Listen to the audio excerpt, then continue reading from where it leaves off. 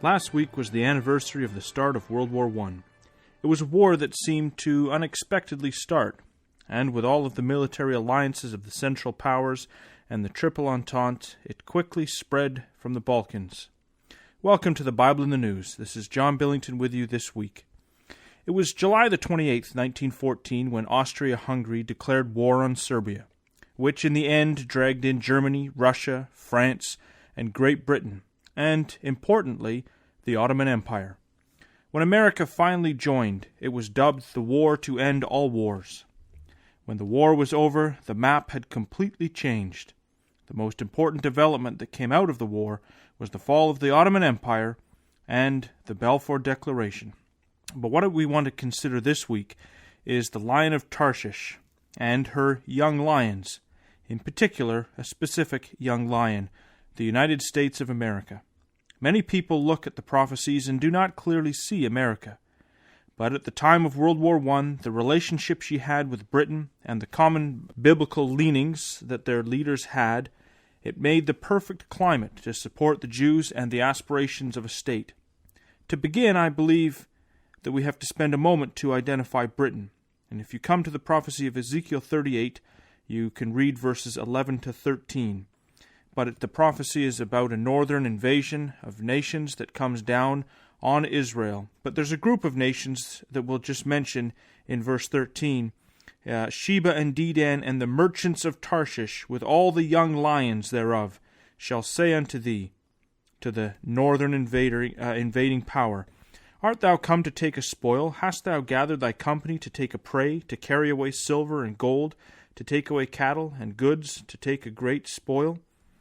The translation of the New English Bible translates the merchants of Tarshish as the traders of Tarshish, with all the young lions thereof. And so here's this power that is resisting the northern invader. And with the mention of the young lions accompanying the Tarshish power, we can conclude that Tarshish would in the end have an empire, or at least would have colonies. And we would know from other scriptures, Isaiah 23 verses 6 and 7 and Jonah 1 and verse 3, that Tarshish was far away from Israel. Isaiah 23, Tarshish would be sea traders. And from Tarshish you would be able to mine silver, iron, tin, and lead. You get that in Ezekiel 27 verse 12, along with Jeremiah 10 and verse 9. And so Tarshish would be a maritime power in the latter days, and it would assist the Jews in returning to the land. And you get that from Isaiah chapter 60 and verse 9. When you take the time to go through the list, you actually come to really only one possibility, and it's Great Britain. Some have tried to say it's Spain, on the fact that she was not a power that assisted the return of the Jews in any way. I simply think the case is closed.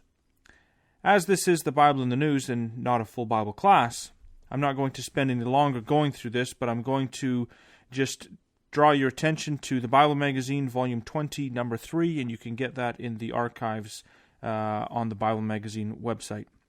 So the question we really want to get to is, does America belong to the young lions of Tarshish? Does it belong to this group of nations? First off, I think the main reason that some would suggest otherwise is due to the fact that she is not counted as part of the Commonwealth today. So when you go to the Commonwealth Games, you will not see an American representative. Although that might be true, the young lions that Ezekiel speaks clearly of gives us the picture of offspring with whom she trades with, i.e. her colonies. It was in 1606 when King James I, and this was the King James who commissioned the King James translation of the Bible, he by royal charter established the Virginia Company of London, which was an English joint stock company with the purpose of establishing colonial settlements in North America. The following year, in 1607, Jamestown, named after James I, was established as James Fort. It was the first permanent English settlement in the Americas, and became the capital of the colony of Virginia. The American archaeologist who specializes in Virginia's colonial period, William Kelso, writes that Jamestown is where the British Empire began, This was the first colony in the British Empire. To this day, one of the best-known nicknames for Virginia is Old Dominion. The seal and coat of arms of the colony in use from 1607 to 1624 are actually quite interesting. It has on it the words in Latin, and let's be honest here, folks, I don't do Latin, but it looks like Endat Virginia Quintem, which I guess is 5, because it indicates that Virginia was the 5th of the realms or domains of the crown. And at that time, the kings and queens of England also claimed the thrones of Scotland, Ireland, and France, which is where you got the 5 from. So Virginia was really the first colony, as we said. And after Virginia, Britain continued to colonize the Americas, and which obviously grew to include the colony of Plymouth, the province of Maine, the province of New Hampshire, the Connecticut colony, the province of New York, and the province of New Jersey, and of course there was others. And today, there's no escaping the colonial history of the United States, especially if you travel along the eastern seaboard. Names such as the region of New England, states such as New York, New Jersey, New Hampshire, cities such as Manchester and Cambridge. And in Virginia, you can still attend Old Dominion University and cheer for the college basketball team, the Old Dominion Monarchs. One of the larger freight companies in the eastern states is Old Dominion Freight Lines. America's British roots are clear, with Britain's first colony on her shores. But America was also the first cub to leave the family. A cartoon from the 1700s depicted Britain's loss of the 13 colonies, as it was at that time, as Britannia losing her limbs. A little bit gruesome, but it certainly was a sad day for Britain. However, those roots have proved to be the foundation of a very close relationship between the countries, as it still is today. In the book The Grandeur of England and the Atlantic Community, written by George E.G. Catlin, he writes the following: "The United States is no longer a new country, but an old one, and it can regard, unlike others, its colonial past, not with an adolescent resentment, but with historical pride. It is the land of a civilization which, from Magna Carta on, has used the fabric of law for the fulfillment of liberty. The words are those of President Johnson. Historically, it is the greatest, beyond all measure, of the British colonies, as well as the undisputed leader of the English-speaking world. And although, like them, America is a mixture of all peoples, and without much discrimination most rightly such, he says, the British Isles are yet the land to which General George C. Marshall, then Secretary of State, speaking before the Pilgrims in London, referred as the mother country. Mothers and daughters, he says, by no means always agree, but it is an indissoluble special relationship registered in the pages of the centuries." With Britain's vote to leave the European Union, I expect the relationship will now actually thrive much better, and especially in the area of trade. And although America is not part of the Commonwealth, she is actually Britain's top export destination. That's quite important when you look at that New English translation we referred to of Ezekiel 38 and 13 as the traders of Tarshish. America is the world's largest importer of British goods to the tune of approximately $50 billion. That was last year. Not too shabby for a colony. And we started out speaking of the perfect climate that existed within the leadership of Britain and America at the time of World War I for the support of the idea of a Jewish state. It really comes out of the fulfillment of the prophecy of Jeremiah 31 and 10. "Hear the word of the Lord, O ye nations, and declare it in the isles afar off. Strong says it is a dry land, a coast, an island."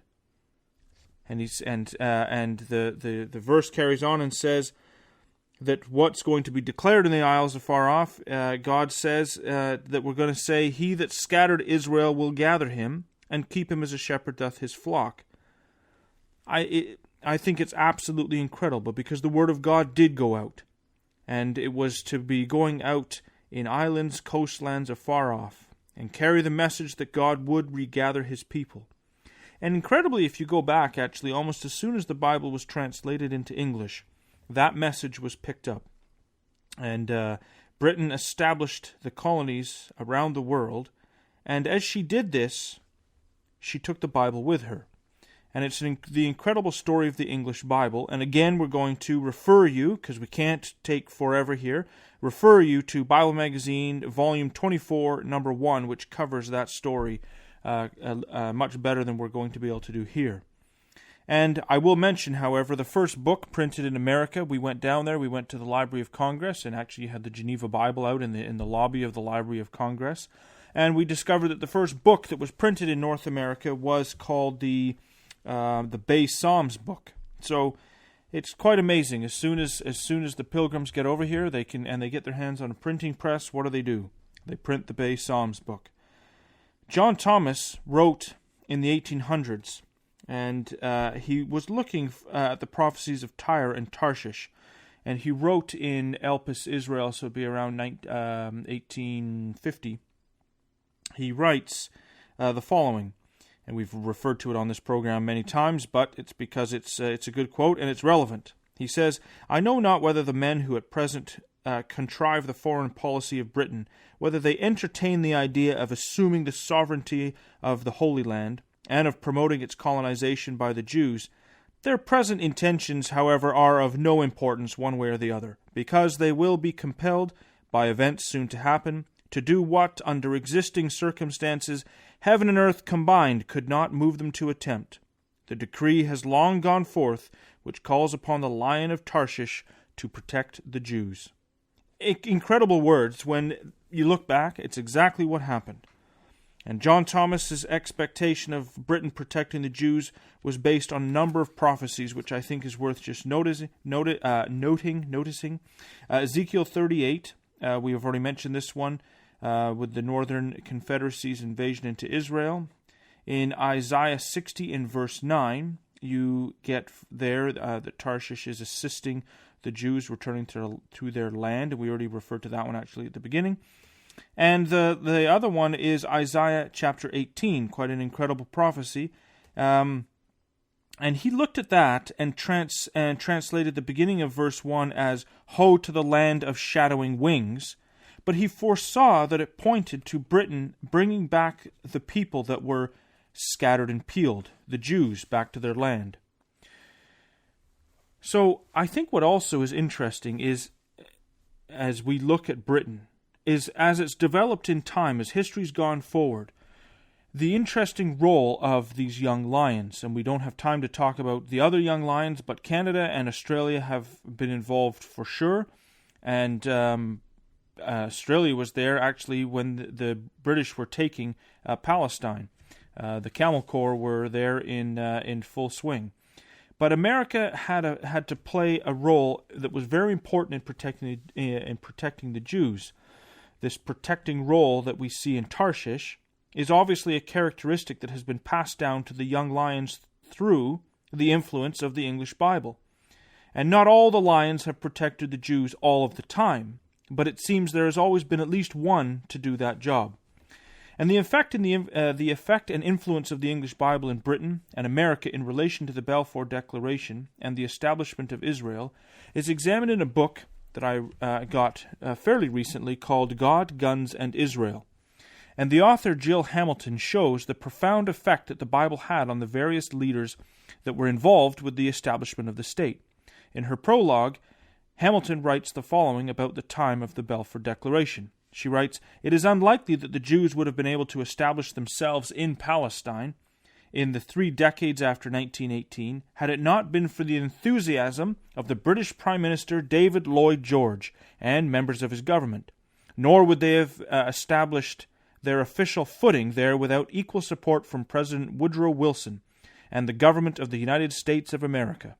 With all the determination in the world, the Jews would not have been in a position to expand their hold. Quite simply, Israel might never have existed." I'm sure God would have found a way, as he always does. As Mordecai said to Esther, if you don't do it, someone else will. But, nonetheless, In time, unfortunately, sadly, Britain turns its back on the Jews under the leadership of Prime Minister Neville Chamberlain prior to World War II, and the Weasel Clement Attlee following World War II.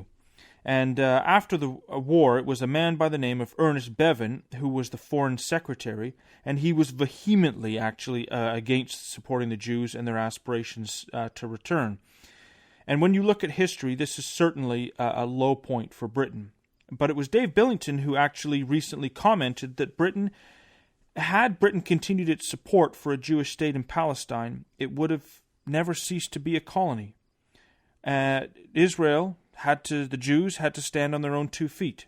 Well, on that idea, the following quote from the journalist Arthur Koestler noted the irony shortly after the State of Israel was proclaimed, and he said, he didn't say, but he was noticing that the 2 British foreign secretaries who had helped bring about the rebirth of Israel, Balfour and Bevin. He says the first, Balfour, gave the Jews their legal charter. The second, Bevin, by refusing any compromise, forced them to fight it out and thus pass the test of nationhood. And if you go into history, refusing any compromise would be a nice way to put it. As I said, he's him and Attlee, they're both a couple of weasels. Anyway, during World War II, it seemed that the Jews had no friends at all, at least that had the power to change anything. In Britain, many of those who had been a part of the government during World War I had now died, including Balfour. He had died in 1930. However, it's not long after the war, and America starts to step up. In the book, again, God, Guns, and Israel, Hamilton comments on this situation and says that Truman was about to take on their mantle. God had raised up another in a land even farther away from the shores of Israel.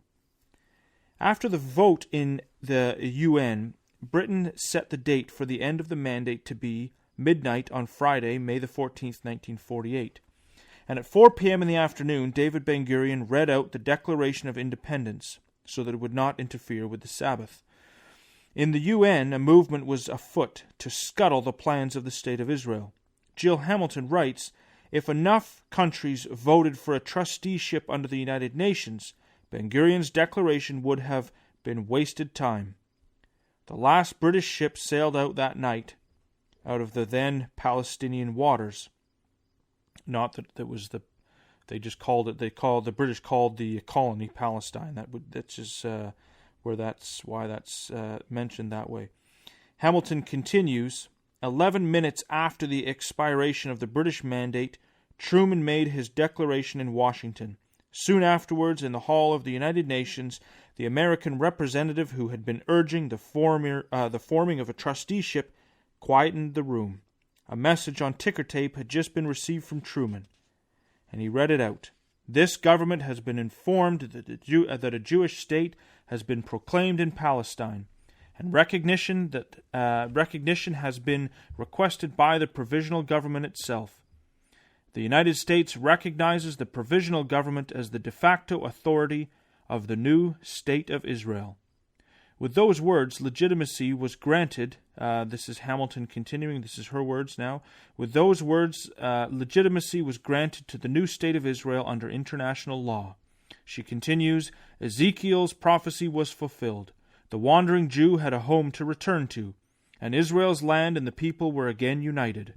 Arab armies would now be fighting against a recognized state, and Truman's rapid action and recognition of the state and its provisional government nullified the proposal to place Palestine under a temporary United Nations trusteeship."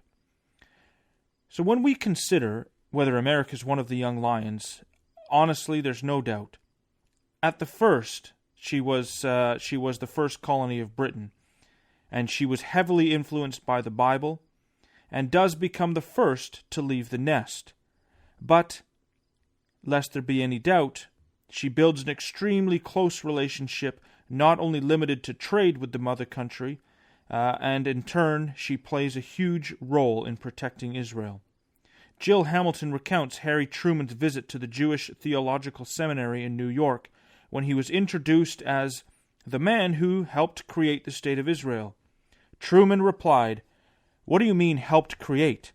I was Cyrus, I am Cyrus.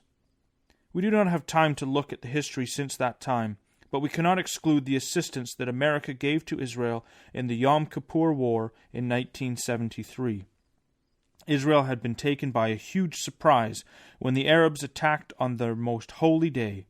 Israel needed desperate help, and President Nixon hit the roof when he learned that Henry Kissinger had delayed the airlift because of a concern that it would offend the Russians. Despite the opposition of his national security and foreign policy brain trust, Nixon ordered the airlift, saying, "We are going to get blamed just as much for 3 planes as for 300. And later, in exasperation at the slow start of U.S. support, he said, "Use every plane that we have, everything that will fly." Finally, after several days of international politicking amongst the upper echelons of the administration, Nixon got his airlift, Operation Nickelgrass. Over the course of the airlift, 567 missions were flown, delivering over 22,000 tons of supplies, and an additional 90,000 tons were delivered to Israel by sea. Later in her life, Israel's Prime Minister Golda Meir would admit that upon hearing of the airlift during a cabinet meeting, she began to cry. Well, there's more that we could talk about, but that's all we have time for. Come back next week and we'll have another edition of the Bible in the News. Take care.